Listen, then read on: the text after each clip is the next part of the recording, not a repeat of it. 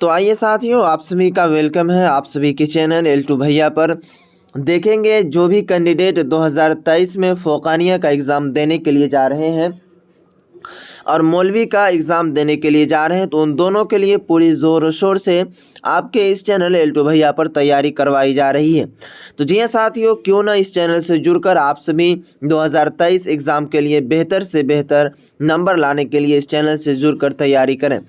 तो जी हाँ, जैसा कि आपको मालूम है कि आप सभी का जो एग्ज़ाम हो वो जनवरी के मंथ में ही कन्वर्ट करा लिया जाता है, इसीलिए अब ज़्यादा वक्त नहीं है, सिर्फ 2 से ढाई महीना रह गया है। तो आप ज़ोरों शोर से तैयारी कीजिए। तो चलिए साथियों, आज हम फ़ौक़ानिया एग्ज़ाम 2023 के उर्दू को लेकर चलते हैं। जी हाँ, उर्दू के जितने भी ऑब्जेक्टिव सवालात बनते हैं तो उसका ये पार्ट 1 वीडियो है। इसी में पार्ट 2, पार्ट 3, पार्ट 4 इसी तरह आपको ये वीडियोस आती रहेगी, आप उसे ज़रूर देखते रहिएगा।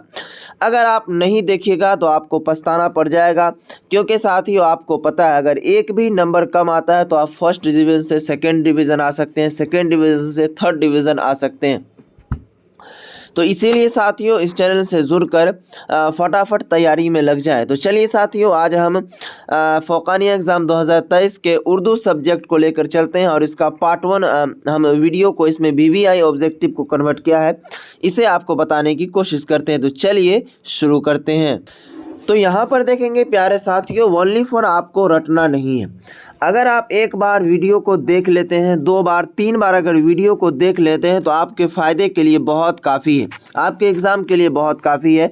तो चलिए हम देखते हैं मुख्तसर तरीन सवालात और जवाबात, यानी कि ये ऑब्जेक्टिव टाइप के सवालात भी आएंगे इसमें, और क्या कहते हैं साथियों 2 नंबर के भी सवालात इसमें बनेंगे आपको। तो सवाल नंबर 1 में हम चलते हैं और इसमें बताने की कोशिश करते हैं। कह रहा है कि आगा हश्र के किसी एक ड्रामे का नाम लिखिए, या फिर अगर ऑब्जेक्टिव में इसको पूछेगा तो लिखेगा डायरेक्ट आगा हश्र के किसी एक ड्रामे का नाम क्या है। नीचे ऑप्शन में दे देगा असीर हर्ष आगा हश्र का ड्रामा है, या फिर आपको इसी तरह ये दे देगा। उसके बाद और 2-3 ड्रामा आपको दे देगा, इनमें से चूज़ करने के लिए कहेगा कि दर्जे झेल में से कौन आगा हश्र का एक ड्रामा है। तो आप यहाँ पर देख सकते हैं कि आगा हश्र के ड्रामे का नाम क्या है, असीर हर्ष। अब चलेंगे आगे, चलते हैं और समझने की कोशिश करते हैं। सवाल नंबर 2 की जानिब, ड्रामा की तकमील का लाजमी आंसर क्या है। तो इसका जवाब मिल जाएगा कि ड्रामा की तकमील का लाजमी आंसर स्टेज है, यानी कि ड्रामा जो होता है प्यारे साथियों वो कहाँ होता है, स्टेज पर ही दिखाया जाता है। आगे चलेंगे, कह रहा है कि रुस्तम और सोहराब ड्रामा किसने लिखा। एक ड्रामा है जिसका नाम है रुस्तम और सोहराब, उस ड्रामा के राइटर कौन है, लिखने वाले कौन है, मुसन्निफ कौन है, तो आगा हश्र। अब चलेंगे आगे, चलते हैं। कह रहा है कि उर्दू ड्रामा निगारी और आगा हश्र के मुसन्निफ का नाम क्या है, यानी कि उर्दू ड्रामा निगारी और आगा हश्र जो एक ड्रामा है इसके मुसन्निफ, मुसन्निफ का मतलब होता है राइटर, लिखने वाले इनके कौन है, तो लुत्फुर रहमान। अब चलेंगे आगे, हम बढ़ते हैं। इसमें कह रहा है कि आर्यभट्ट की पैदाइश कहाँ हुई। तो आर्यभट्ट की जो पैदाइश हुई थी वो बिहार में हुई थी। ये सभी सवालात आपके BVI ऑब्जेक्टिव हैं प्यारे साथियों, इसे भूलिएगा नहीं आप। अब चलेंगे आगे, कह रहा है कि आर्यभट्ट ने अपना तजुर्बागाह कहाँ कायम किया था, यानी कि आर्यभट्ट जो अपना तजुर्बागाह कहाँ कायम किया था, तो बिहार के तरेगना में आर्यभट्ट ने अपना तजुर्बागाह कायम किया था।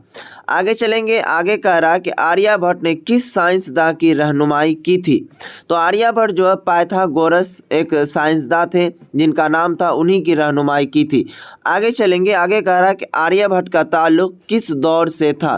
तो आर्यभट्ट का जो ताल्लुक है वो प्यारे साथियों गुप्त आहद दौर से था, जैसा कि आप यहाँ पर आंसर देख रहे हैं। आगे चलेंगे, कह रहा है कि सवाल में कि नज़ीर अहमद के किसी 2 नावल का नाम लिखिए। तो नज़ीर अहमद के नावल का नाम है तौबतुन नसूह और दूसरा का नाम है इब्नुल वक्त।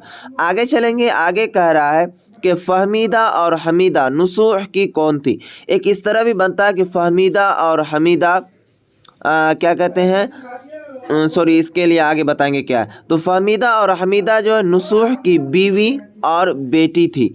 आगे चलेंगे, कह रहा है कि नज़ीर अहमद ने किसकी तालीम और तरबियत के लिए नावल लिखे। तो नज़ीर अहमद जो है प्यारे साथियों वो अपनी साहबजादियों यानी कि उनकी बेटी जो थी सोगरा, उसके लिए वो नावल लिखे थे तालीम और तरबियत के लिए। आगे चलेंगे, फहमीदा और मंझली बेटी हमीदा की गुफ्तगू। हाँ, यही सवालात वहाँ पर हम बता रहे थे आपको। तो यानी कह रहा है कि फहमीदा और मंझली बेटी जो हमीदा थी उसकी गुफ्तगू यानी बातचीत जो है, नावल के मुसन्निफ का नाम क्या है? तो नज़ीर अहमद। आगे है कि कटी हुई शाख किस सिन्फ से ताल्लुक़ रखता है? तो कटी हुई शाख जो है सिन्फ अफसाना से ताल्लुक़ रखता है। आगे चलेंगे, आगे है सवाल कि डॉक्टर मोहम्मद मोहसिन की पैदाइश किस शहर में हुई? तो डॉक्टर मोहम्मद मोहसिन की पैदाइश पटना शहर में हुई। ये सभी उर्दू के वेरी इंपॉर्टेंट सवाल है, इसे आप ज़रूर नोट कीजिएगा। आगे चलेंगे, कह रहा है कि डॉक्टर मोहम्मद मोहसिन के वालिद का नाम बताइए। तो डॉक्टर मोहम्मद मोहसिन के वालिद का नाम सैयद मोहम्मद रशीद था। अब चलेंगे आगे साथियों, कह रहा है कि डॉक्टर मोहम्मद मोहसिन किस मौजू पर महारत रखते थे? यानी कि सबसे ज़्यादा जो पकड़ था उनको किस मौजू पर था? तो डॉक्टर मोहम्मद मोहसिन जो है नफ्सियात के मौजू पर महारत रखते थे। आगे है कि आशियाना किस सिन्फ से ताल्लुक़ रखता है? तो आशियाना जो है सिन्फ अफसाना से ताल्लुक़ रखता है। आगे साथियों, कार्बन डाइऑक्साइड गैस में कितना इजाफा हुआ है? इजाफा का मतलब होता है बढ़ोतरी। तो साथियों ये जो है कार्बन डाइऑक्साइड गैस में जो है इजाफा 31% का हुआ है। आगे कह रहा है कि ज़मीन का दर्जा हरारत पिछले 100 वर्षों में कितना बढ़ गया है? तो ज़मीन का जो दर्जा हरारत है पिछले 100 वर्षों में 0.75 सेल्सियस डिग्री बढ़ गया है। आगे कह रहा है कि बाल विज्ञान कांग्रेस 2008 ईस्वी भारत के किस शहर में मुनाकिद हुआ? तो दीमापुर में। ये भी पूछा जा सकता है कि बाल विज्ञान कांग्रेस कब मुनाकिद हुआ था? तो 2008 ईस्वी में। और किस शहर में मुनाकिद हुआ था? तो दीमापुर में। आगे है कि क्योटो में ग्लोबल वार्मिंग कब हुई थी? तो 2007 ईस्वी में हुई थी।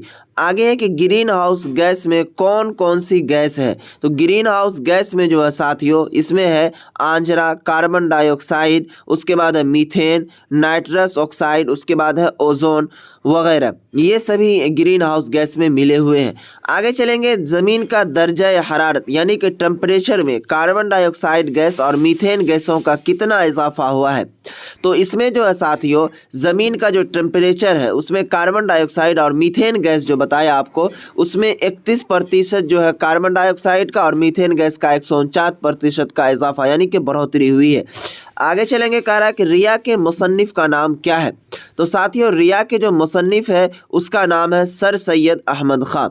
आगे चलिए, रिया किस सिन्फ से ताल्लुक़ रखता है? तो रिया जो है सिन्फ मज़मून से ताल्लुक़ रखता है। तो साथियों इस टाइप से आपके यहाँ पर हमने कुछ सवालात को कन्वर्ट करवाए। तो ये जो उर्दू के सवालात थे वेरी इंपॉर्टेंट सवाल जिसे कहना चाहिए और कहेंगे भी। इसी में से आपको 100% उम्मीद है आने की। उम्मीद क्या, आएगा ही फ़ौक़ानिया एग्ज़ाम 2023 में। तो चलेंगे साथियों, फिर मिलेंगे हम उर्दू के पार्ट 2 ऑब्जेक्टिव के साथ। तब तक आप हमारे इस चैनल पर बने रहिए और तैयारी करते रहिए।